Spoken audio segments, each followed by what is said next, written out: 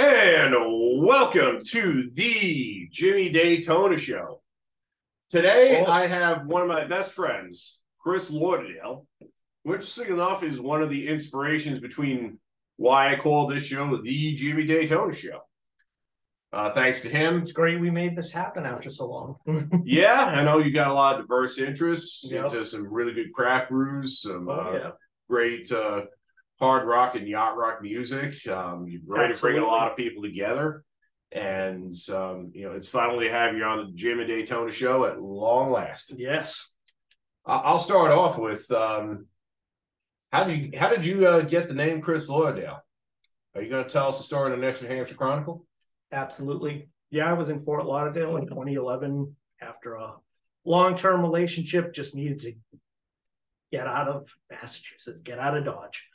And I was courting a stripper named Bambi, and she termed me Chris Lauderdale because I was singing a bunch of yacht rock tunes. Oh, wow. Yep. Yeah, I mean, and I remember when I first met you 3 years ago, it was like, if you're going to be Chris Lauderdale, then I got to be Jimmy Daytona.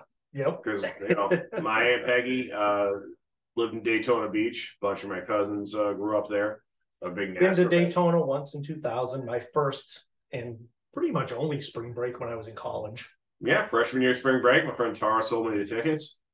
And, it's an homage to a lot of people. That's for sure. So what is this one you gave me? That is a dry hop red ale. Got that from Trader Joe's. Really glad you like it. I remember my days at Cornell, I was drinking copious amounts of George Killian's Irish Red at Dunbar's and the other George Killian, eh? Yes. And you're liking the fest beer. That's we'll talk about our favorite beers a little later on the episode. That is from Weinstefan. It is the oldest brewery in the world, 1040 AD out of Munich. Wow. Prost indeed. Yeah. What got you into craft beer? Legendary old I don't know. Beers. I mean, I was never a beer drinker until I was 21, which is the way it should have been. Shouldn't be drinking before 20, right? Unless you're in Canada or Europe. Or unless you're at Dunbar's at Cornell. But I went to UMass Amherst my third year of college, and I'm like, well, this is a party school. I need to start drinking beer. So I started off with Corona with a lime. Figured it was a good transition beer because I was drinking Mike's lemonades and screwdrivers and pretty much a girly drunk. Oh, wow. And went from Corona to like Miller, and then I think Sam Adams kind of got me into the craft beer thing. Oh, yeah? The granddaddy of them all. Oh, yeah. As far as craft beer goes. As far as like my favorite, which was probably my first brewery, was Harpoon. I think I went to an Oktoberfest in like 2003, maybe.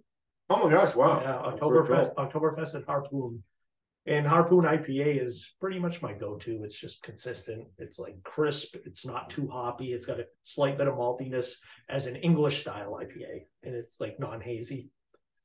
Wow, that's interesting. I've got into hazies of late. I have too. Yeah, like I just didn't like them at first, and then they kind of grew on me. That citrusy, juicy, like Rec League and those type. I love Sloop's Juice Bomb. I got that at the Colony Grill in Portchester, where I was like fixing some Irish hot oil pizza. What was the one they had in Cold Harbor? That was the juicy one. Is that also a Juice Bomb, almost like that type of name? I forget the exact name of Cold Harbor. This is a brewery in Westboro, Massachusetts that we've been both to. Yep. And it's really good. If you're in the area, go and thank us later. But they have a good haze. We've had some good times there. Met some good pups, good people. Yes. Some good dogs. Now you've been to 200 plus breweries. Yep. Actually, 220 as of earlier this week. Wow. Yes. What are your top 5 experiences or stories with the breweries you've been to? I would say one of the most memorable was Moby Dick Brewing in New Bedford.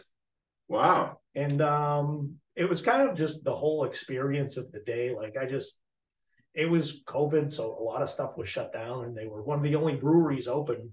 So I just took a half day on a Friday, from work, rode the motorcycle down, and it was kind of a quaint little seaside town with cobblestone roads, and went to Moby Dick Brewing, not knowing what to expect, and I was pretty much the only person in there, and ordered a flight, and they served it on a whale tail shaped paddle, the white whale, obviously. And I had the beer, had the Nashville hot chicken sandwich. Wow. And recently I met a bartender at a brewery. She's like, I go there just for the Nashville hot chicken sandwich. I don't really drink that much anymore. And she was at a winery in Rhode Island that I went to. Oh, which winery did you go to? Oh, the name of it escapes me. Oh yeah, I've been to a few. I've been to Diamond Hill. I've been to Mulberry. I've been to Verde. Yep, all very good. I was gonna go to Verde this past Friday, but I met some friends at the Burgundian. What was it called? Yeah, Burgundian. Burgundian. I think I've seen them at that winery in Menden. Yep. Yeah, the Vandervalk.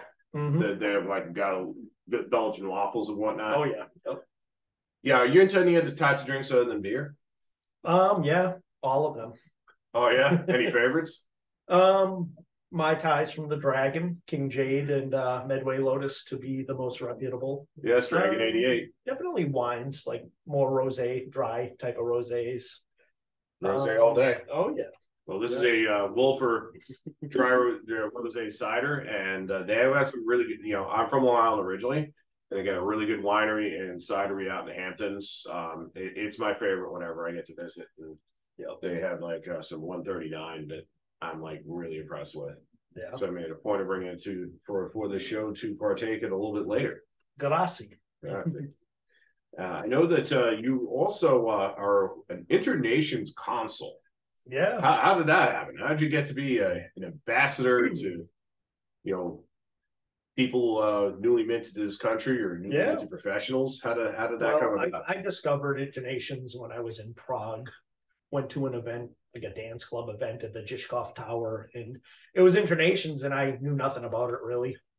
And then maybe 2 years later in the U.S., a friend of mine, Jeff Zablatsky, as you know, yes, he was hosting a meetup event at Marina Bay before I even lived in Quincy, and that's actually where I met Qing, our friend of blessed memory. Friend of memory. May her memory be eternal. And like probably a month later, Jeff was like, "Hey, have you ever heard of Internations?" And I was like, "No." And I was like, "Oh yeah, I went to an event in Prague." He's like, "They're looking for a host of Boston afterwork drinks, and you like to drink, you're knowledgeable of them, so you should apply." And I'm like, okay. And most of the events like started off as karaoke and drinks, like at the Hong Kong, at Cathay Pacific, at the Shanty in Marina Bay, and just kind of went on to be like breweries, wineries, festivals like BSV in Walpole, Oktoberfest.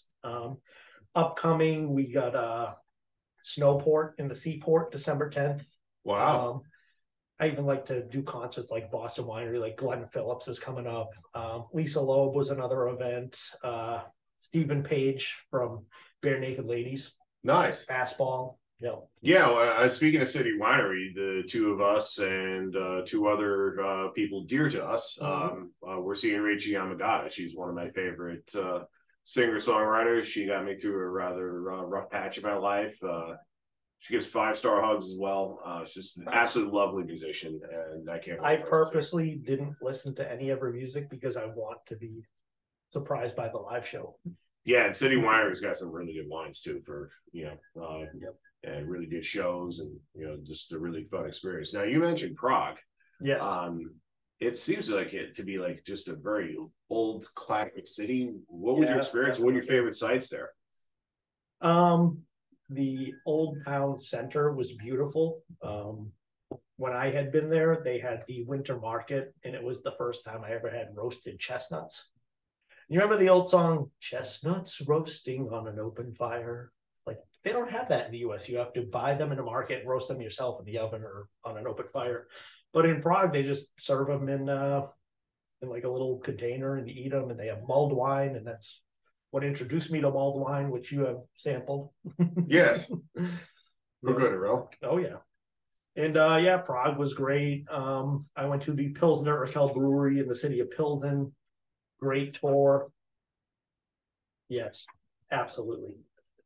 And yeah, Budweiser is actually from Prague or from Czech Republic. The original Budweiser. The original Budweiser. Tell us more. Tastes a lot better than it does here. And for my taste, like it's more of a traditional Pilsner lager style. Here, it's just kind of mass-produced, domestic, watery. Appeals to everybody who likes water. That happened to have been your 200th brewery, Anheuser-Busch in Merrimack, New Hampshire. Oh yeah, you joined me there. Yeah, I made it. The Great American Rib Fest.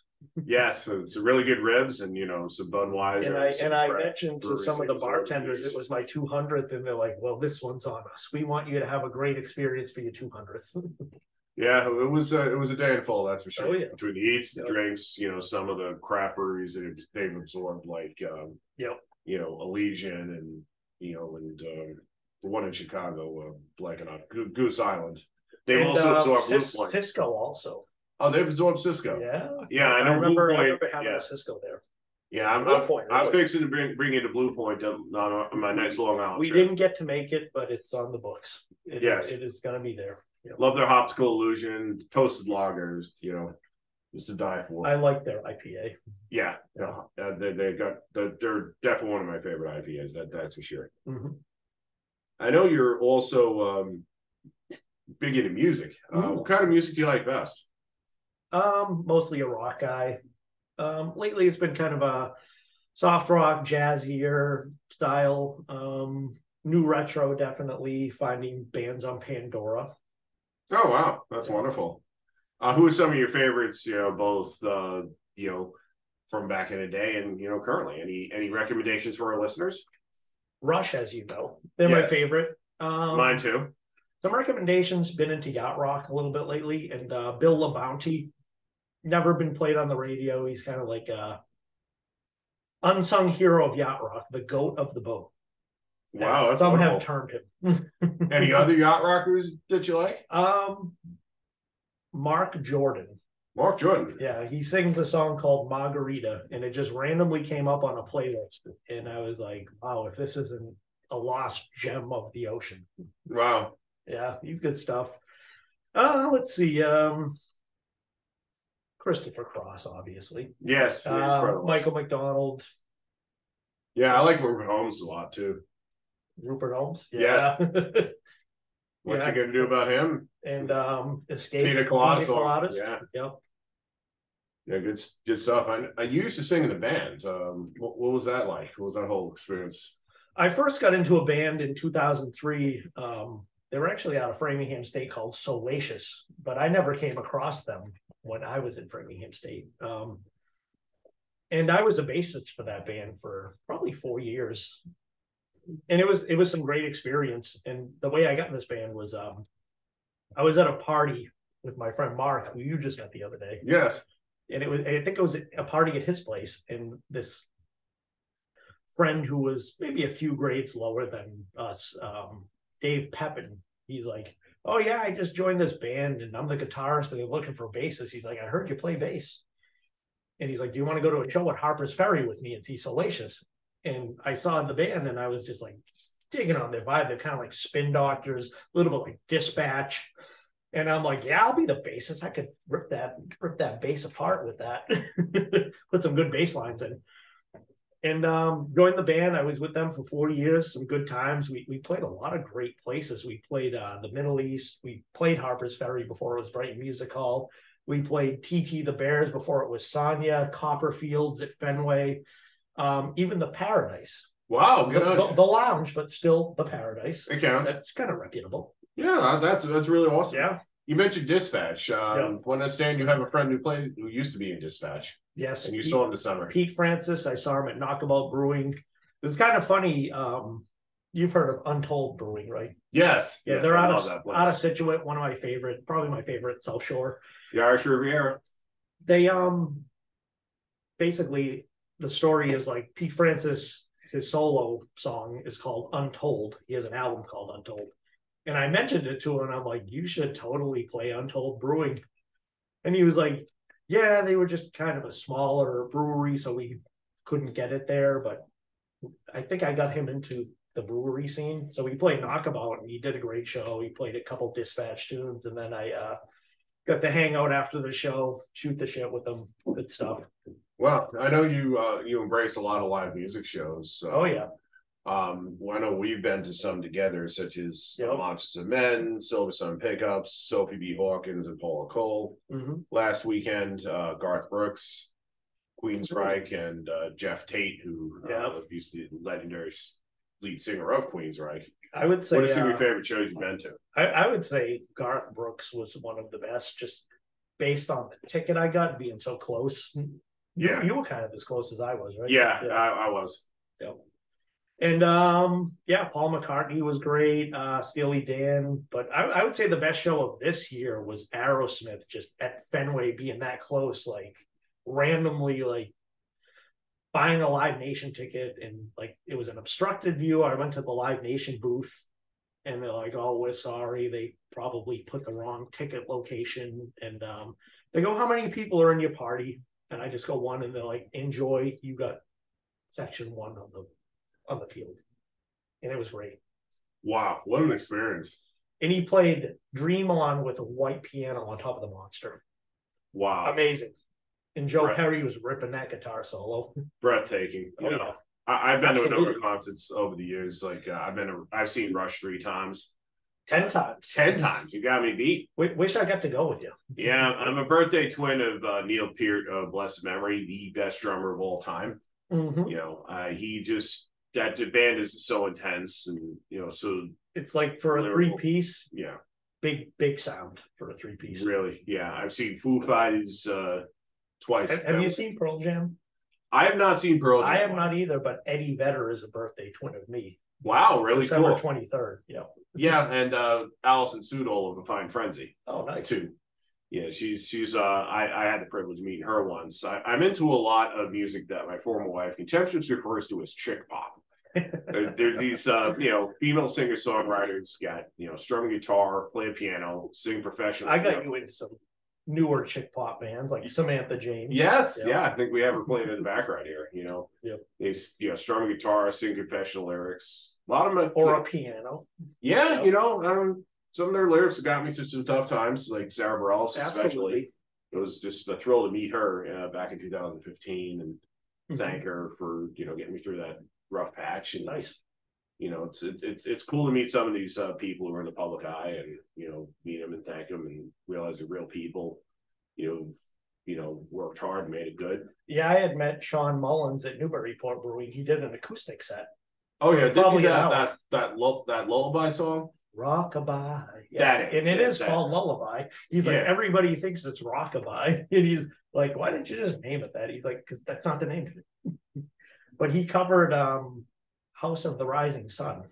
Wow, I'll have to check that out. You know the band The Animals? They popularized that song. He's like, they didn't write that. That song is like probably 200 years old. And there's no origin of it, but it was like theoretically, like the stories that were told, it was written by a lady of the night in New Orleans. Oh, wow. Yeah. And I'm like, I noticed you changed up the lyrics to be feminine instead of masculine. He's like, yeah, that's because it was the original lyrics that I heard for the first time. Wow, interesting. And I wasn't like, I don't get starstruck with these dudes. I just like to ask them like inquisitive questions. Like, oh, I noticed in the Animals tune, you've been playing that long? He's like, yeah, since I was a kid. And he was intrigued that I picked up on the different lyrics. Cool guy, very mellow. Wow, good stuff. Yep. I know that you often have once a quarter the Lauderdale parties. There ain't no party like a Lauderdale party. Yep. What got you into doing that? How did you get so good at bringing people together? And why don't you take maybe for an answer? Well, I think when I became a lead singer, it got me out of my shell. 10 years ago, I had a nasal surgery and then I could sing, but I was always an introvert. Yeah, I was an introvert until my 30s. Wow. And could have fooled us all. Just being a singer, it gets you out of your shell. And from there, I would invite people to my shows and become more social. And I think the parties kind of started back when I was roommates with Mark. And at a Massasoit Road in Worcester, I'd have a Halloween party every year. And it would just be one party a year. And then when I was in Malden, I'd have a couple parties. Revere Beach have a couple, but here I've been living in Quincy, right near Marina Bay, beautiful sunsets, as you know. Yes. And I just started having some parties, and then a mutual friend, Yama, suggested theme parties, amazingly enough. Yes. He's like, you should do an 80s theme party. And then I did one, and I'm like, why don't I do just a different theme every time? And just kind of became a running thing, like different theme every time. Yeah, I've met a lot of great people at those festivities, and honestly, like I know probably 30 friends of varying degrees of closeness, directly or indirectly, thanks to you, which I'm really grateful for. Not to go off track, but see that Patriot hat right behind you? Lift it, and there's an MJF hat under there. Oh, yeah. I just got it. Better than you? Isn't that great? And you know it. Yeah, and we got fortunate enough to go to an AEW match. Was that last year? Or earlier this year? I think it was in 21, right at Agonis Arena. You know, I grew up into wrestling, and I liked Hulk Hogan. Yeah. I liked Macho Man Randy Savage. I liked the Honky Tonk Man. The greatest Intercontinental Champion? The Honky Tonk Man. I would say the Ultimate Warrior for me. After he gorilla pressed Honky Tonk Man, dropped him, and did the splash. 30 seconds. New champion. I remember seeing that match with my next door neighbor. We went to a place in New Jersey to watch it because we're all wrestling fans, and we weren't expecting the Ultimate Warrior to come out, and then they start playing his music, and then he just runs in the ring, flips Honky Tonk Man, and pins him in 30 seconds. You know, you told me about this. We both got into AEW, and I got into it during the pandemic because everything was closed, and I'm like, I'll check this out. Jake the Snake is on it, and a bunch of wrestlers I knew, like Arn Anderson and Sting. So I'm like, oh, I'll check it out. It was pretty fun watching. Kind of got me back into the wrestling scene. Yeah, and then we both have a favorite wrestler in AEW who may be the world champion by the time tonight is out. I'm grabbing you his scarf. Yeah, he like Chris was telling me about this guy, Maxwell Jacob Friedman, who's better than you, and you know it. And then I Google him. I'm like, this guy is from my hometown of Plainview. I'm like, what? Wow. Are you kidding? Yeah, I'm like I just heard of him. He was kind of like a combo between Rick Rude and The Rock, like just a heel but funny. Yes, I mean he gives these good pipe bombs, and speeches, and cut my music. You know, I was like, this guy's from my hometown. All right, I am already a fan. You know, I'm like, I'm wishing him all the success in the world. Just and little did I know he did this scarf as an homage to Roddy Piper. Wow, yeah, plaid. Yes, yeah, the Burberry scarf. I looked up, why does he wear that scarf? But that was his favorite wrestler because Piper was kind of a heel. Yeah, definitely. Remember him from the mid '80s, and when he smashed the coconut over Jimmy Snuka's head. Yeah, wrestling's a guilty pleasure. Are you into any other sports? Any favorite teams or? I definitely like watching football the most. Patriots. Brady's my favorite player, but if he goes against Patriots, I root Patriots. Yes, same here. TFB. Love watching playoff hockey. I won't watch too much during the regular season, but I like to go to a game from each except for football. Like I'll go to a hockey game a year, at least one or two Red Sox games and Celtics game once a year. Well, that's good. Yeah, it's like fun to watch it in person, just the ambience and the atmosphere, and not the $15 beers, but what can you do? No, that's always free gaming. Yes, true. Yeah, I think for me, it's I have like hockey and football are my top two. I have split allegiances. I'm from New York originally. I'm a big New York Rangers fan. I've seen them twice in Madison Square Garden. I've seen them twice at TD Garden, and I also froze watching them in the Winter Classic in 0-degree weather at Citi Field in 2018. They playing Fenway soon? They're playing Fenway. 2023. Yeah, they're to start kickoff point. Them and the Penguins are playing Fenway, and that should be a really good game. Might have to go to that. just for the experience. Yeah, we'll see. You know, I'm big into football. I've seen a number of Patriots games, both at home, thanks to a family that I'm really close to, and then I've started a tradition thanks to my friend Claire and I. We've seen Patriots road games in Arizona, Nolans, and Nashville. And I'm planning to see some games in Arizona and Vegas next month. Nice. They're playing 1 week apart from each other, and just going to build a nice vacation around it. Well, hopefully Josh McDaniels can step up his game to have a good outing against the Pats, right? Yeah. If he's playing, playing the Cardinals and then the Raiders in consecutive weeks. Yep. I might go see Sedona in the Grand Canyon again, check out some sites around Phoenix. Mm-hmm. Great to catch up with Claire again, that's for sure. Yeah. I'd like to see Vegas for my first time. It should be a lot of fun. I haven't been yet either. Yeah. Lately, I've got an English Premier League. I'm wearing my Liverpool Official Supporters Club T-shirt. Yep. You'll never walk alone. My cousin Shane got me into him. Used to follow him all over the place, and I saw him at Fenway Park a few years ago. They have the same ownership at this time as the Red Sox. Have they ever played at Gillette? They've not played at Gillette, but Chelsea has. Yeah. I've seen the Revolution at Gillette. Yeah, I have too. That was fun. That's a lot of fun. Yeah. That's definitely a lot of fun. I've gotten a lot into soccer. I was friends with one of the soccer hooligans of the New England Revolution. Oh yeah, I forget the name of their supporters group, but I know they got scarves and everything. Yep. Good stuff. Yeah, I guess so. Good. I got caught up talking about other stuff, and I was wondering, like, what gives you the skill to bring so many close people together? It's like having a diverse group of friends, and just hosting events, trying to bring people together socially, meet new people, and it's always the more the merrier is my philosophy about it. Nice. What kind of personality and character traits do you like in people you want to be around? Definitely people who are just laid back, like to have a good time, non-dramatic, We got to minimize drama and ensure the ultimate level of fun. I mean, sometimes, that's right. If you have a lot of people in your circle, there's guaranteed to be clashes. What might cause some of these clashes? And more importantly, what do you do to patch things up? What do you do to leave the light on, to quote Maggie Rogers?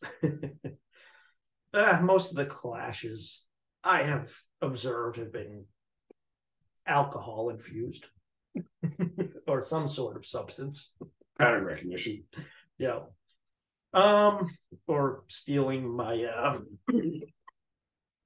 my crave mead. I'm not going to go into it, but you remember that night. I'll give the guy the benefit of the doubt. I'll just say he's a good person. He or she, we don't know who it was. She's a good person. But speaking of crave mead, that is a drink that not a lot of people have.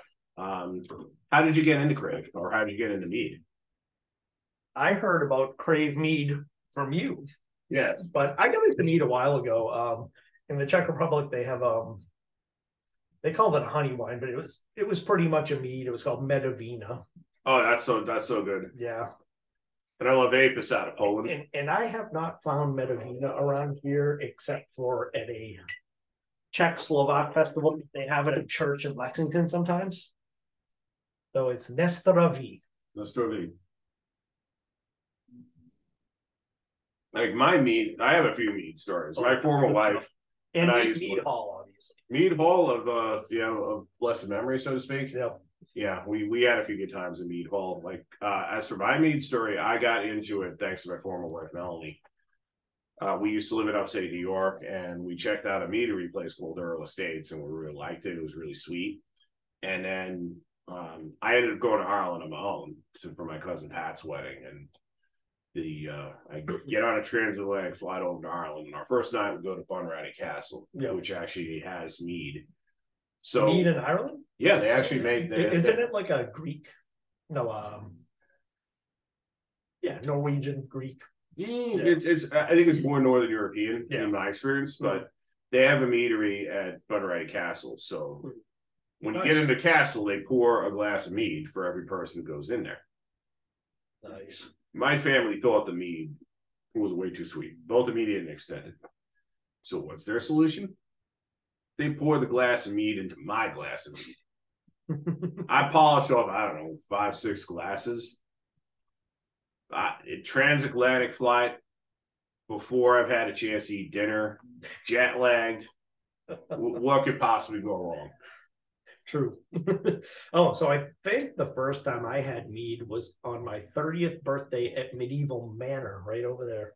Oh, which wow. is not open anymore, of blessed memory, of course. Yeah. But yeah, the Medieval Manor was fun. There was a bunch of us turning 30 within a few months of each other, like Mark as well. His birthday is January 4th. Yes. And, yeah, we all went there, and they don't allow you to use silverware. You got to eat with your hands. And because they knew it was our 30th birthday, they made us go on stage and dance in front of everybody. Wow. But they had the choice of mead or beer, and I'm like, well, I'll try mead. I never tried that, and it was great experience, fun time. I wish it was still open. Yeah, I know. Like, plus, if we go to King Richard's Fair, they serve Chaucer there. We've been to some eateries. Like, I've been to Moonlight up in New Hampshire, and you and I have been to Crave separately. Yep. And then that's a really good mead. Yeah. But Crave is, I think it's the only meadery I've been to. Where's the one in New Hampshire? How far up is that? That's in Londonderry. So nice. We'll have to go. I'll go there. Oh, and then Ancient Fire Mead and Cider in Manchester. Yep. That's really good. So I'd recommend bring you there. You ever been to Westerly, Rhode Island, Musqueamica Beach area? Not that far, typically. Yep. That's where that mutual friend, I don't know if you ever connected with him, Caswell Cook.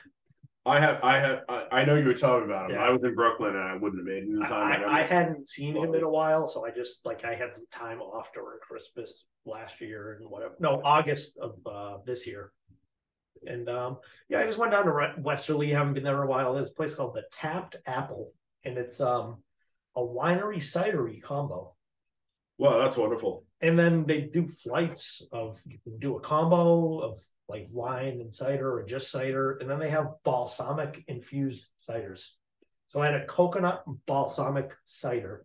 And I'm like, I don't know about balsamic vinegar in the cider, but I like to try new stuff. So I'm like, yeah, give me that one and raspberry balsamic. And I'm like, wow, this is interesting. And I kind of like it. Not bad. Yeah, I know you and I share that trait of like, try out new stuff. Let's see what it's like. I mean, I've also thanks to my family, I've found good things and run with them. Mm-hmm. That's one of the things they've taught me. It's like, my instinct is get them to go off the beaten path. Yep. And their instinct is to just say, hey, you hit on something that's really good. You hit on a J. Lore Cabernet Sauvignon. You run with it. Yep. You ever seen the show Bizarre Foods with Andrew Zimmern? I haven't seen that yet. So his quote is, try it twice. Try it twice. Yes, try it twice. And I'm glad I did that with Lawson Sip of Sunshine. Yes. Because they're out of Vermont. And I tried them like everybody's raving about them. And first time I tried it, it kind of tasted like asphalt.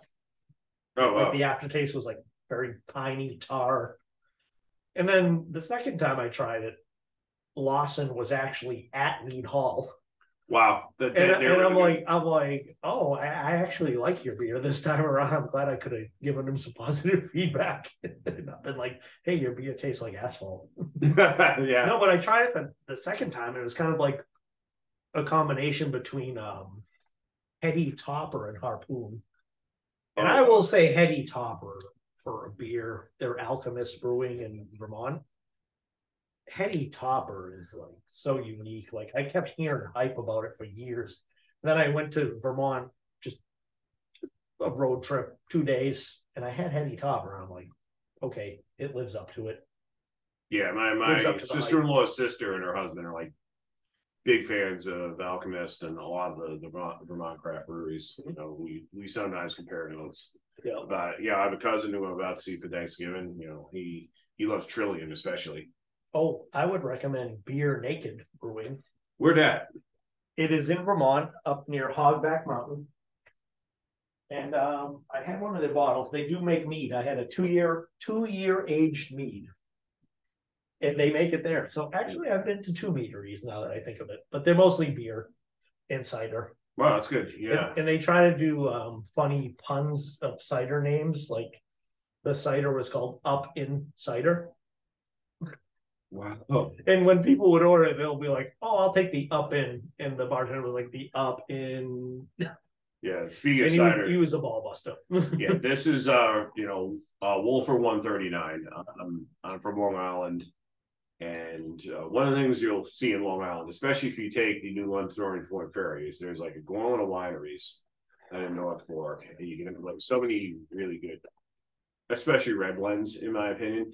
There's 3 on the South Fork, one of which being Wolfer. Oh, so one of my favorite red blends is the Apothic red blend. Oh, really? Yeah. You ever have them? I have. It's really good. Their white blend, not so much, but red blend. I'm more of a red blend kind of guy as far as wine goes. You had mentioned Lawson, my friend. Yeah. My friend Colleen and fellow Liverpool fan. Yeah, she's big into the Lawsons. I think as far as my favorite wine is concerned, it's Willow Hill, and it's a rosé of Pinot Noir. Willow Hill. So they take the spent Pinot Noir grapes and make rosé out of it, and it's a dry, flavorful, and fruity, believe it or not, rosé. Wow. But I always like the sparkling rosés, the champagne rosés. For some reason, rosés are good in between. It's mostly more toward a white wine because it's lighter. Rosé all day. Absolutely. Yeah, I think I like red blends a lot myself. There's one out of Jefferson Vineyards that I'm really smitten with, and then there's also a red blend from Lebanon called Chateau Kufra Libertesh. It's a mix of like 6 or 7 grapes. It's the best red wine I've ever had, and it's about, you can't get in too many stores. You have to go to like one of these Lebanese shops in New England to get it. Yeah. Like George's Bakery, but it's really good. So you've been to LaBelle, right? I've been to LaBelle. I just tried their tennis. What was the one I brought back for you? The Red Alchemy. Yes. Yeah. So this one, the Virginia May Sweet Blueberry. Oh, awesome! It was my favorite of LaBelle's. Wow. And it wasn't that sweet. It was kind of just a semi-sweet, and it's a seasonal one. So I picked that up for myself. I picked the Alchemy up for my mom and stepdad, and they really liked it. Yeah, LaBelle is a damn good winery. I'll have to take it to Bolcino's. It's the best Zinfandel of all time. You ever been to Zavino? Yes, they got they were great. A lot of and really they have a beautiful site. Like, they really do. Like I went on the ending days of like the leaf peeping phase, like the beautiful foliage. Yeah. And I got some great photos there. It's really good grounds. You have a lot of good fruity wines. You have a lot of good wines for under $10. There's also nearby in Hampstead, New Hampshire, Sweet Baby Vineyard. Yep. That's got like some really good fruity wines as well. I went there on my way to see Annie Gross one time back in 2021. And there's a lot of good, it's a good tourist possibility. There's no shortage of good wineries, good breweries, and when I get down to Long Island, it's just the gauntlet of wineries in the North Fork, really good breweries that I've introduced you to both in Long Island and in Brooklyn. Sand City, other half, so many good IPAs. Like our friend Jay really was a big fan of that place. Harborhead was good. Yep. Oh, that was fun. Yeah. Good band playing. Good atmosphere. Good band. Been a friend Amber there. Fun. Fun Oktoberfest. That was for sure. And Coney Island. Best. Oh yeah. Mermaid Pilsner. That was good. Best Pilsner. My stepdad liked that a lot. Oh really? I gave him a can. Yep. Wow, that's great. So speaking of beer, do you want to do a little? Yeah, I think before I go to the beer, yep. I kind of want to ask about like the friend of less memorable together. Chain. Like a toast. A toasted chain. What were some of your experiences with it? Initially, I had met her at the Jeff Zablatsky networking event in Marina Bay at the Water Club. Yes. And she was very friendly, gave me her business card, and maybe like 3 weeks later, I found the business card and I just reached out to a bunch of people at that event, and she was like very social, very positive. And we started hanging out socially. Like one of her favorite places was Dorchester Brewing. Yes. And yeah, we went to another bar in Dorchester, Lucy's. Like, she was from Quincy. She was pretty local to me, originally from China. And yeah, like she was just a great social person, in game for anything if she had the bandwidth to do it. And yeah, I miss her, and yeah, she's still with us, right? She certainly is. Absolutely. Her memory be eternal. I know she used to work with me, and you know, she'd always always reach out, always, you know, try to get me involved in some of her, you know, business endeavors. You know, invite me out to Dorchester Brewing in St. Patrick's Day. Like, you know, we invited me to St. Patrick's Day parade. That's where we met. Yeah, we ended up the Salty Parade. Yeah, we were trying to find a restaurant. We're like, let's get out of Dodge and go to someplace. Where do we go? Yeah, the old Boston Beer Works. Yeah, Boston Beer Works near Fenway Park, and which is now Plant Pub. Plant Pub. Oh wow! So it's all plant-based foods, but they do have beverages. Okay. So that's I'd give it a try as something new. You know, it's good to pick. I had dated a vegan and had to get creative with my cuisine. Like, I usually make chili with ground beef. So I just did a side batch with Impossible beef, and she was just like, "Oh wow, you made a little crock pot of my own stuff." So yeah, if you're dating people, just get creative. Well, I have a friend. They have a different diet than you. I have a different friend of blessed memory, Nicholas Sanchez, who said that salad is but a promissory note for real food, and that's what I was saying with Plant Pub. But I know that kale is just decorative. Yeah, I like collard greens a lot. I know, you know, you can't get wrong overdose. I love spinach and like leafy greens, broccoli, obviously. Yeah, yeah. I know with that place we went to, like, you know, we ended up talking, we ended up hitting it off, and then 3 days later, you're like spamming me yacht rock videos and inviting me to parties. It wasn't spam though; it was good stuff. Spam is just stuff you throw in the trash. And, you know, and then you invite me to parties and, like, not taking maybe for an answer. No. And no maybe McCloskeys. Yeah, I know with Qing, you know, determined Daytona. Yes, I think that's a good way of phrasing it. Oh yeah. I know with you know, Qing, she just was always reaching out, always friendly, you know, big into craft beer, big into maintaining friendships. And Qing never made it to a Lauderdale party. Ironically enough. Yeah. I mean, she gave away place for football games and stuff, but every time there was a party, she was like, "Oh, I got this other social event." But you know. We miss her bigly. Yes. And may her memory be eternal. You want to change. And then to finish up the show, I was going to ask you some of your favorite beers and other types of drinkies. Top is like the style. Yeah, and, we'll go with that. Yeah, I'll ask you, you know, favorite beers, other type of drinkies. Yeah, absolutely. You know, I would say like probably one of the more famous beers, or one of the beers that more people drink, are Pilsner. What's your favorite amongst them? That is like, when I went to Prague and had a Pilsner on draft there, it was like nothing I've ever tasted, because they're the birthplace of Pilsner. And the city is called Pilsen, and literally translated the city of beer. So when I went to Pilsner Urquell Brewing in Pilsen, it was a very unique experience. And I got to try unfiltered Pilsner out of a wooden barrel, like deep in the basement. Like before the days of refrigeration, that's how they brewed beer, because it was colder. Yeah. And wow. It was just so unique, and just having a beer, like a half liter of beer for 75 cents. Like literally, it would be like $6 to $8 here for half liter, right?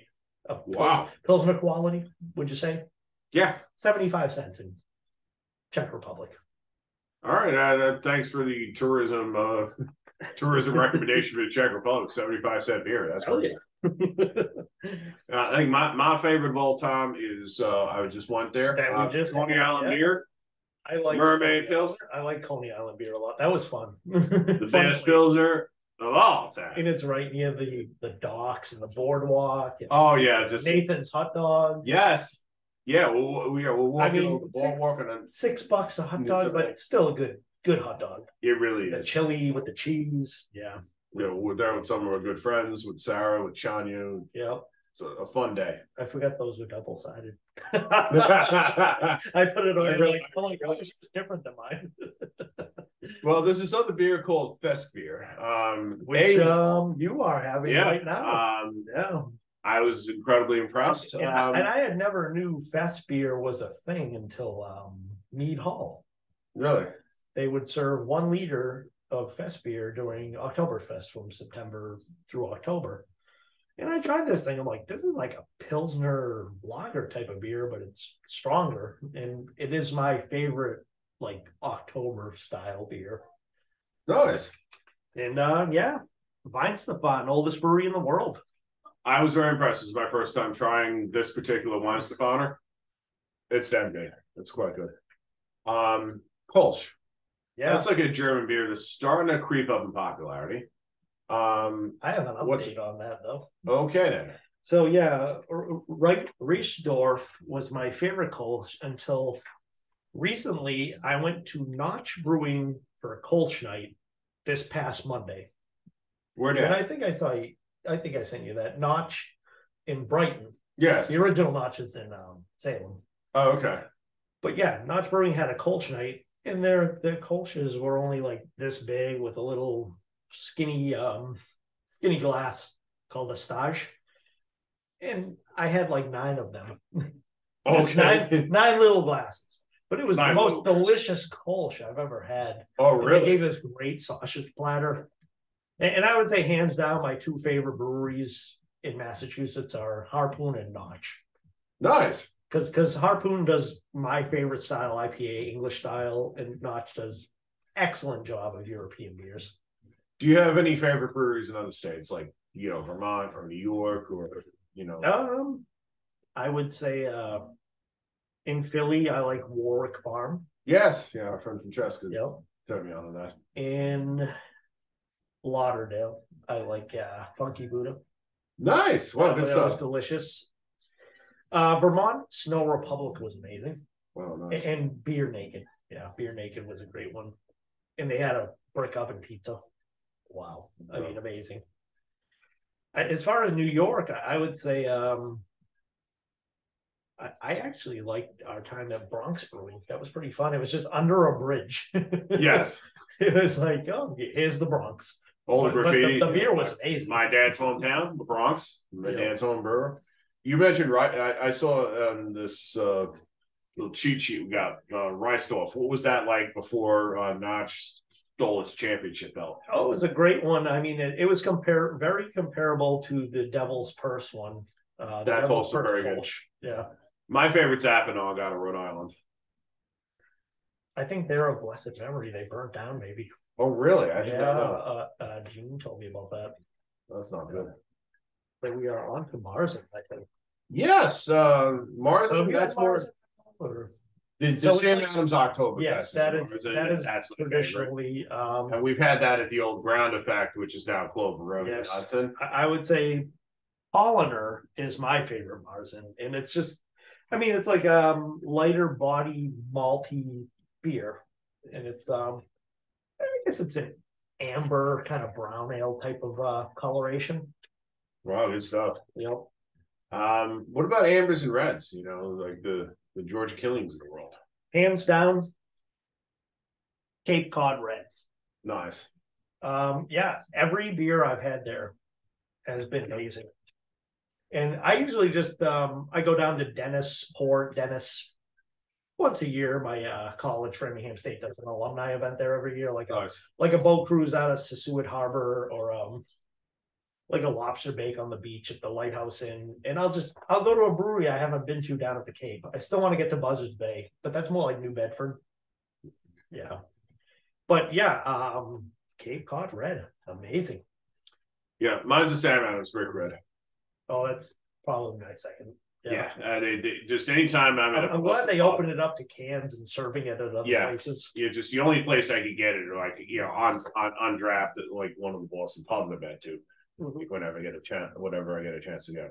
Oh, and here's the favorite. The granddaddy of them all. All right. Oh, English stale IPA. People who are in a craft brew are mostly an IPA, and we have a winner. So this year, I had met the creator of that recipe. Wow. Tell me more. His name is Todd Mott, and he's currently at Tributary Brewing in Kittery. In Kittery. I've been there. Yeah. That's amazing. I love that place. I met him at Break Rock Brewing a mile down the street, and he was doing the passing of the mash paddle to the new head brewer there, V.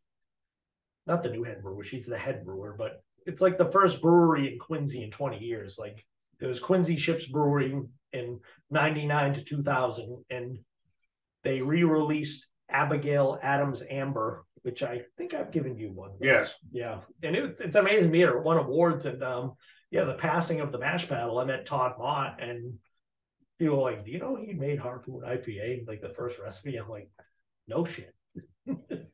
Good stuff. And I shook his hand. I'm like, oh man, your beer is amazing. He's like, come on up to Tributary. And I went up there, and he was just chilling at a table, talking with the folks. He's so personable. I would definitely recommend going up there. The beer was amazing.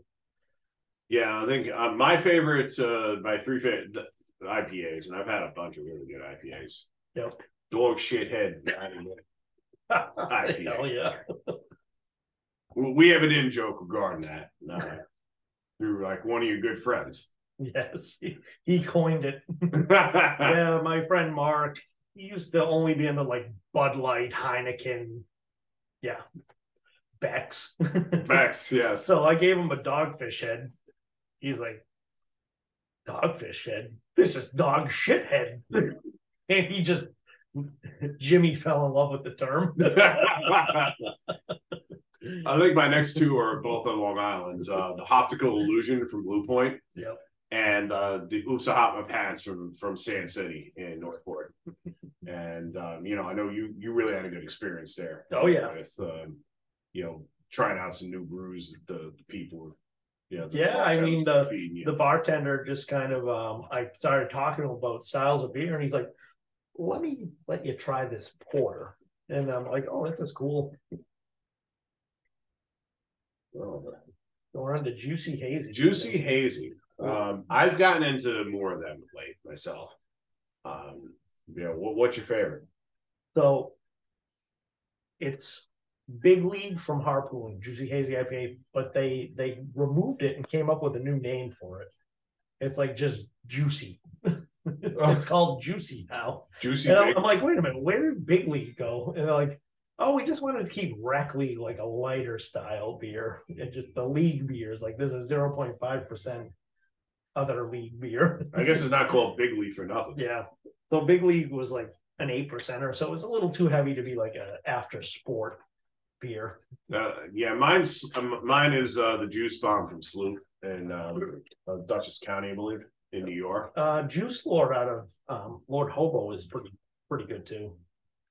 Oh, and now all right. Now you're into a unique type of beer that's not really found in a lot of places. Like, there's like black lagers or black Czech dark lagers or black IPAs or Cascadians. Yep.